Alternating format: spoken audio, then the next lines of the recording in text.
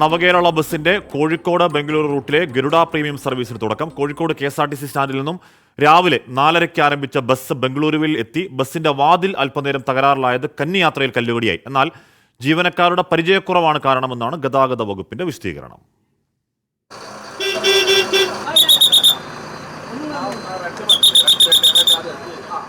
നവകേരള സദസ്സ് കഴിഞ്ഞ് 4 മാസത്തിന് ശേഷമാണ് ബസ് പൂർണ്ണ സജ്ജമായി നിരത്തിലെത്തുന്നത്.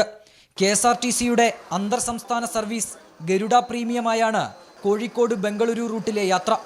താമരശ്ശേരി, കൽപ്പറ്റ, സുൽത്താൻ ബത്തേരി, മൈസൂരു എന്നിവിടങ്ങളിലാണ് സ്റ്റോപ്പുകൾ. 26 സീറ്റുകളുള്ള ബസ്സിൽ ശൗചാലയവും ഹൈഡ്രോളിക് ലിഫ്റ്റ് സംവിധാനവും നിലനിർത്തിയിട്ടുണ്ട്.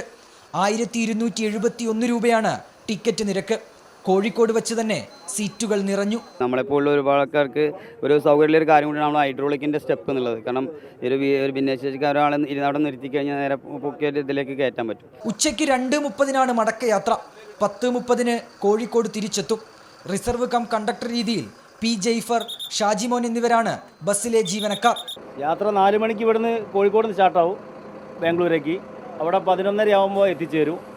അവിടുന്ന് തിരിച്ച് 2:30 മണിക്ക് എടുത്തിട്ട് രാത്രി 10 മണിക്ക് ഇവിടെ എത്തിച്ചേരും. അതിനിടെ യാത്ര തുടങ്ങിയപ്പോൾ ബസിന്റെ വാതിൽ തകരാറിലായത് കല്ലുകടിയായി. എന്നാൽ ഡോറിന് മെക്കാനിക്കൽ തകരാറില്ലെന്നും എമർജൻസി സ്വിച്ച് ആരോ അബദ്ധത്തിൽ അമർത്തിയതാണ് കാരണമെന്നും ഗതാഗത മന്ത്രിയുടെ ഓഫീസ് അറിയിച്ചു. ഡ്രൈവർമാരുടെ പരിചയക്കുറവ് കാരണമാണ് പുനഃസ്ഥാപിക്കാൻ വൈകിയതെന്നുമാണ് വിശദീകരണം. 24 കോഴിക്കോട്.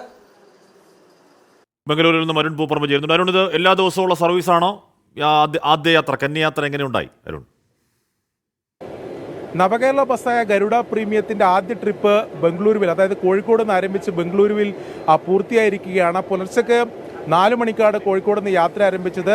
ഉച്ചയ്ക്ക് 1 മണിയോടെ ഇവിടെ എത്തി. ഇതിന്റെ വാതിൽ ഉൾപ്പെടെ തകരാറായതിനാൽ സമയത്തിൽ അല്പം മാറ്റം ഉണ്ടായെങ്കിലും 1 മണിയോടെ ഇവിടെ എത്തിയിട്ടുണ്ട്. ഇനിയിപ്പോൾ ഉച്ചയ്ക്ക് ഇവിടുന്ന് 2:30-ന് പുറപ്പെട്ട് തിരിച്ച് 10 മണിക്ക് തിരിച്ചു മടങ്ങിയെത്തുന്ന രീതിയിലാണ് ഇത് ക്രമീകരിച്ചിട്ടുള്ളത്. യാത്രക്കാർ മികച്ച അനുഭവം പങ്കുവെക്കുന്നു. ഈ ബസ് ഇത്തരത്തിൽ നവകേരള സദസ്സിനെ മുഖ്യമന്ത്രിയും മന്ത്രിമാരും സഞ്ചരിച്ച ബസ് പിന്നീട് യാത്രക്കാർക്ക് വേണ്ടി ഇങ്ങനെ ഒരു സർവീസായി ഉപയോഗിക്കുന്നതിൽ അവർ അത്തരത്തിൽ മികച്ചൊരു അനുഭവം പങ്കുവെക്കുകയാണ്.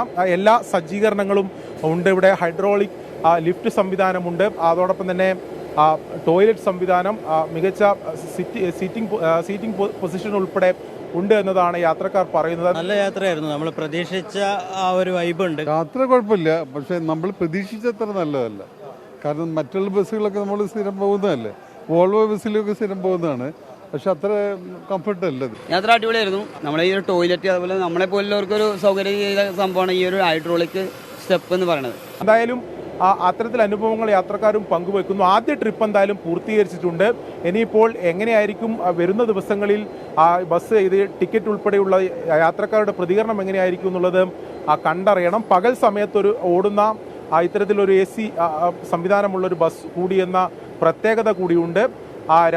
പുലർച്ചക്ക് 4 മണിക്ക് കോഴിക്കോട് നിന്ന് ആരംഭിച്ച് 11:30-ക്ക് ബംഗളൂരിൽ എത്തുന്ന രീതിയിലാണ് ഇതിൻ്റെ സമയക്രമം ഉള്ളത്. ഉച്ചയ്ക്ക് 2:30-ന് ഇവിടുന്ന് തിരിച്ചു മടങ്ങി 10 മണിക്ക് കോഴിക്കോട് എത്തുന്ന രീതിയാണ് ഇതിൻ്റെ സമയക്രമം ഉൾപ്പെടെ ക്രമീകരിച്ചിട്ടുള്ളത്. യാത്രക്കാർ എന്തായാലും ഇത് ഈ ആദ്യത്തെ യാത്രാനുഭവം മികച്ച അനുഭവമായി പറയുന്നത്. ഇനി സർവീസ് ഇപ്പോൾ ഒരു ഡെയിലി സർവീസ് ആകുന്ന ഘട്ടത്തിൽ എങ്ങനെയായിരിക്കും അതിൻ്റെ പ്രതികരണം ഉൾപ്പെടെ നമ്മൾ കാണേണ്ടതുണ്ട്.